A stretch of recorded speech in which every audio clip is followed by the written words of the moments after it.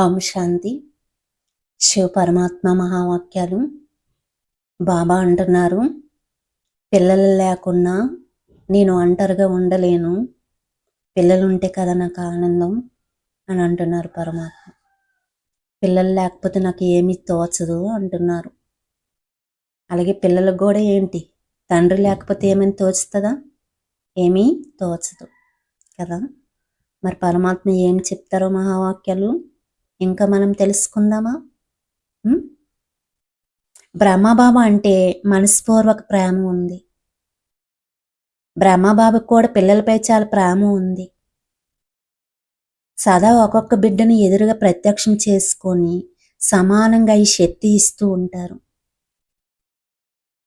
బ్రహ్మబాబా తన గత జీవితంలో ఒక్కొక్క రత్నాన్ని చూసి వాటి విలువ తెలుసుకుంటూ విశేష కార్యంలో ఉపయోగించేవారు.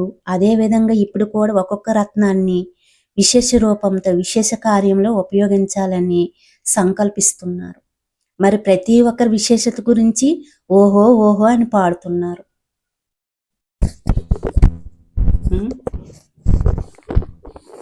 ఓహో నా యొక్క అమూల్య రత్నాలు అని పాడుకుంటున్నారు కదా. కొంతమంది పిల్లలు ఆలోచిస్తున్నారు, బ్రహ్మబాబా వతనంలో ఏం చేస్తారు అని. ఏం చేస్తారు?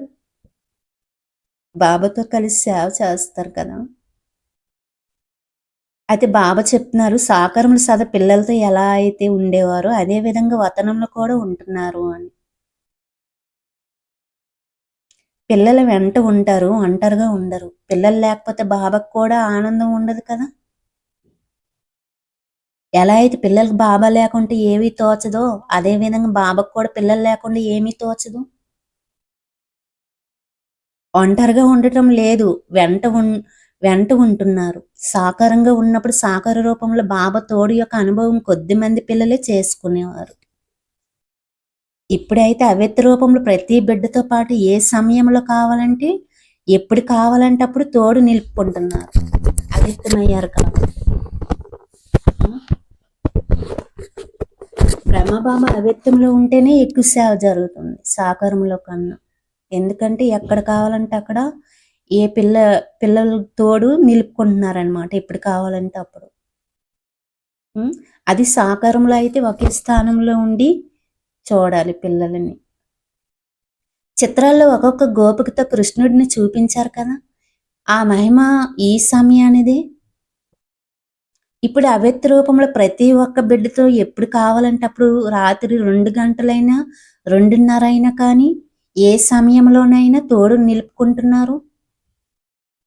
సాకారంలో అయితే అప్పుడప్పుడు మాత్రమే సేవా కేంద్రాలకు తిరిగేవారు, కానీ ఇప్పుడు ఆ అవ్యక్త రూపంలో పవిత్ర ప్రవృత్తిని కూడా చూస్తున్నారు. బాబాకి ఇంకేం పని ఉంటుంది? పిల్లలను తన సమానంగా తయారు చేసి వెంట తీసుకువెళ్ళటం ఇదే పని కదా, ఇంకేదైనా ఉంటుందా? కనుక దీనిలోనే బిజీగా ఉంటారు. బామ్దాద్ ఈరోజు విశేషంగా పిల్లలకు శ్రమముక్తులుగా అవ్వండి అని వరదానం ఇస్తున్నారనమాట. ఏ పని అయినా చేయండి, కానీ డబల్ లైట్ అయి చేయండి, అప్పుడు శ్రమ మనోరంజనకంగా అనిపిస్తుంది అంటున్నారు బాబా. ఓకే.